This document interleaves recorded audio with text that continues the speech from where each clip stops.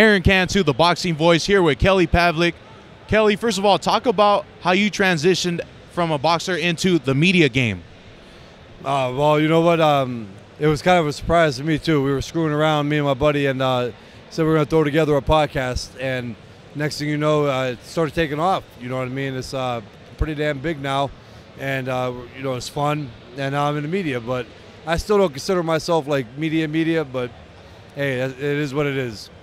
How have some of the things you've learned in boxing help you, give your forecast, give your predictions, give your take, when it comes to talking in front of the camera?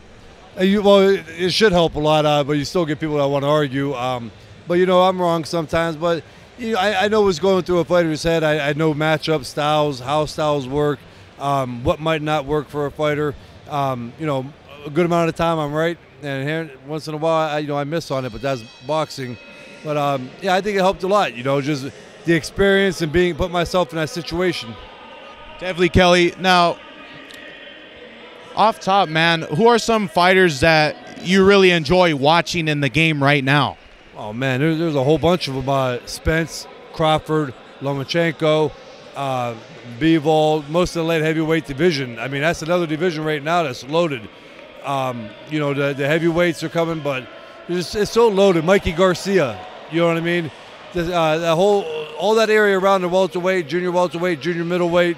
Of course, you have your triple Gs and things like that. Danny Jacobs, but there's just a lot out there, man. I think boxing right now, 2017 and so far in 2018 has been fantastic years.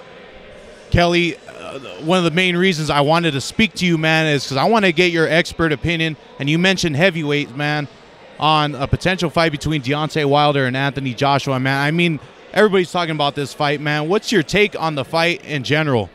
I think it's great. I think it's great for boxing. I really think it's very important for the heavyweight division. The heavyweight division, has been down for a while, and this is something that's going to spark it back up, especially if these guys fight. After watching Wilder in his last fight, and that ass-whooping win that he took, he showed a lot. He showed that he could take punishment, that he could go into the later rounds and still knock out guys like Ortiz. That showed a lot to me. Joshua is a good technician, but I think he's just too muscle-bound. He fatigues a little bit. I'm not going to go off the last performance against Parker because Parker can make you look bad. He's an awkward guy. But I'm leaning towards Wilder in that fight, from what I've seen recently.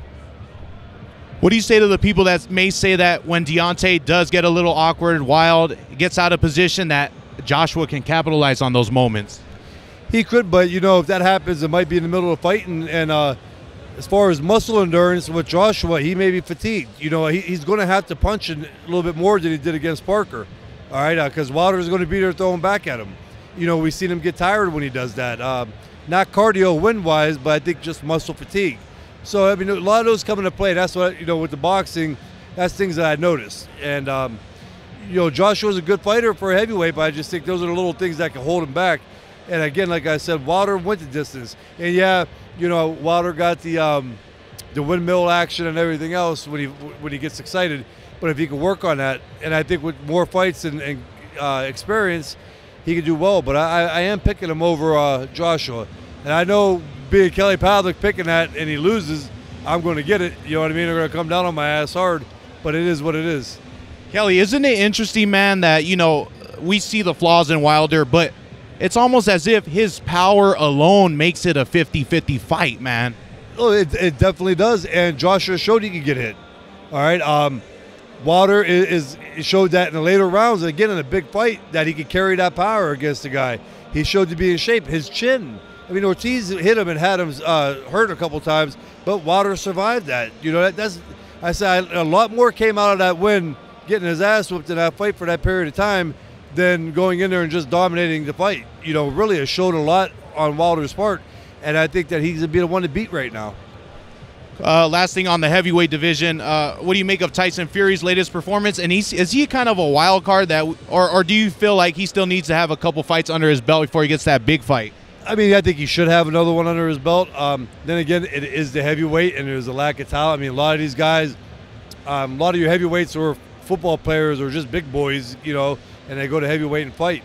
I think him being 6'9" and being the size that he is, he could get away with that right now, you know, fighting these guys. But I still would have him fight one more fight, you know. Ain't no other sight in the game, 'cause see the boxing voice.